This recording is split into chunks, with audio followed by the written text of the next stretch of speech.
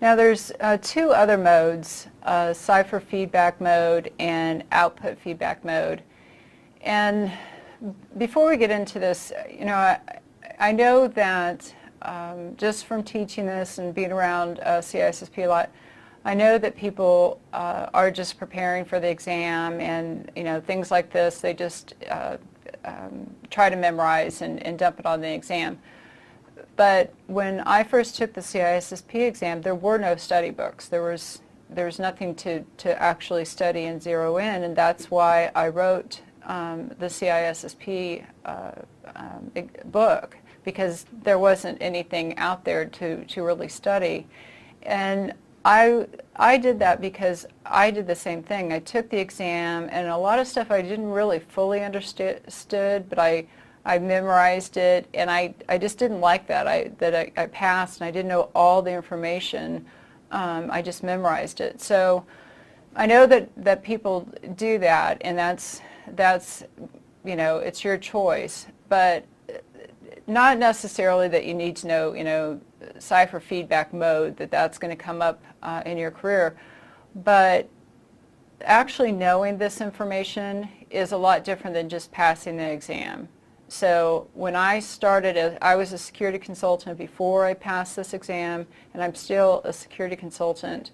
And because I know this information, not just because I have a CISP, but I know this information, I'm a much better, well-rounded consultant. So people kind of get frustrated around this point when we're talking about these modes and everything. They're like, I'll never see this. Why do I have to know it?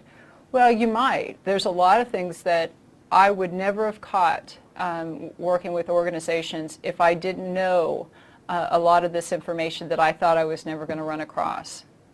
So these two other modes, Cipher feedback mode and output feedback mode, are similar.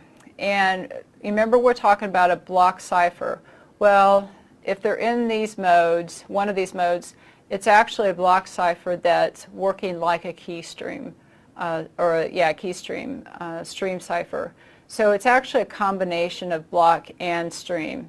And we're going to look at a graphic to show you how that works. But the reason is because sometimes you have a smaller amount of data to encrypt other than like a 64-bit, a message, you cut that up into 64-bit blocks and you have to encrypt it. Sometimes you only have 8 bits, sometimes you have 1 bit. Let's say I'm at a terminal that's communicating to the terminal server. So each click on the keyboard is actually sending over data in real time. It's not necessarily being buffered on my system. It's being sent over in real time. And that could be 8 bits that need to be encrypted and go over. Well, if we used a regular block cipher that is in like CBC or ECB mode, that would have to be padded. You'd only have 8 bits, and the rest of that would have to be padded. So that's not efficient, and it's not necessarily the most secure way. So like I said, the developer determines what mode the algorithm's going to work in, and it depends on what's actually being encrypted. The CFB, like I said, an example is a terminal client communicating to a server. OFB would be in a noisy environment, in an environment where text can more easily get corrupted.